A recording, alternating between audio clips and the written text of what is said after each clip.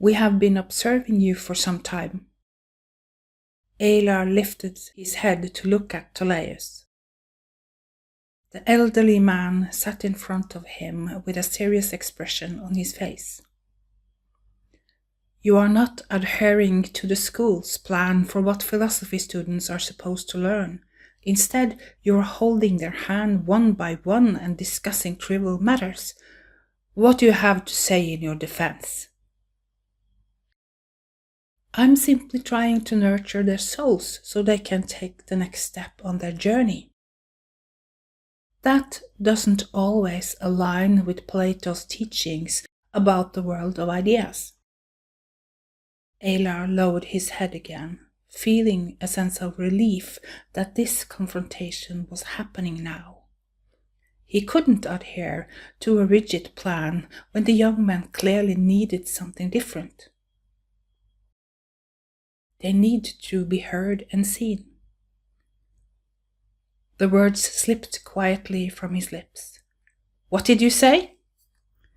He raised his head again.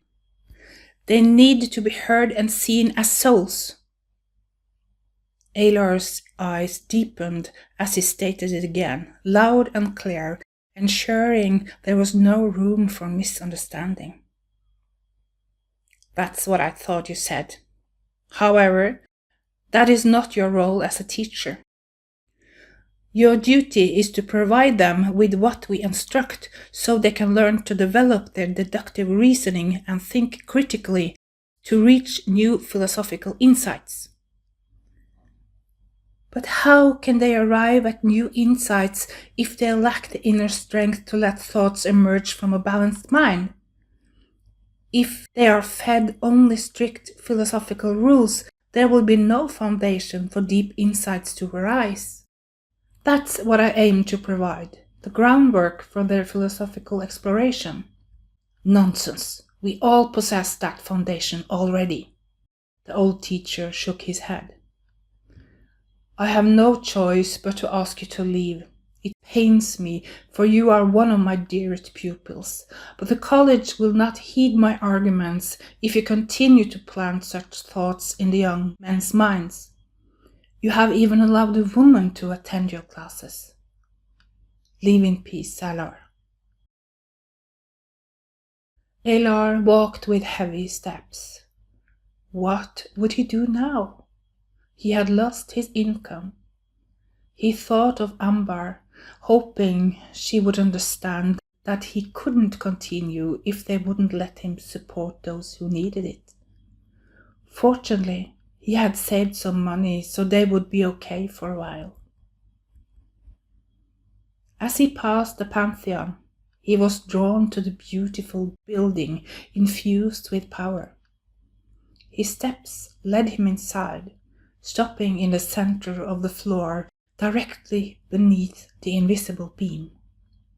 Yet he felt it. Light shone down on him, growing so bright that he had to close his eyes. When he opened them again, he looked at the people around him. Many who came to this temple each day were poor and sick. One man limped toward him. You shine so brightly. It is beautiful to see you standing here.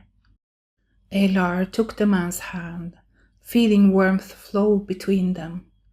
The old man's eyes lit up and a toothless smile spread across his face. Thank you. This was exactly what I needed. He released Ailar's hands and Ailar thought, his smile is all I need. He felt his heart swell with love. Look, Mum, there he is. His name is Ailar, and it means happy. Maybe he can bring us some happiness too. The little boy tugged at his mother's skirt, eager to pull her along with him. Wait, he's busy with someone else. Let's get closer when he's free. They stood and observed the man who welcomed everyone with open arms. He radiated warmth with his touch. The time for miracles was not over. This man was a gift to them all.